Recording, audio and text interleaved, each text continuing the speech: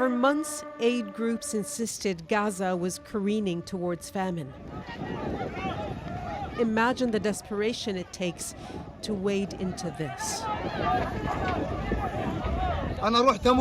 I went to die to get a bag of flour for my children, says Muhammad Abu Jabal, who was injured in the crowd. This bag, he says, is soaked with blood. Even before this conflict, Gaza was heavily dependent on what comes in from the outside. Now, aid is handed out by the American-Israeli-backed effort, the Gaza Humanitarian Foundation, that the UN says hundreds of Palestinians have been shot trying to access. Israel acknowledges a shortage of aid, but blames the UN and denies there is a famine.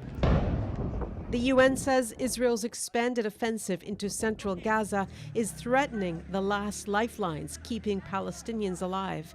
It's why more than 100 humanitarian organizations issued an urgent plea for aid to start flowing. I think what's worse is when I walk around the hospital, before even getting into my patients, I am accosted a dozen times in all directions, just asking and pleading for food in any way, shape, or form. To look at parents and to say your child is not malnourished enough to justify access to this treatment is heartbreaking.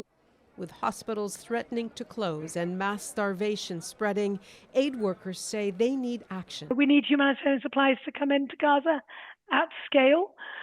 We need the bombs to stop dropping on children. Words are great, actions obviously are very powerful.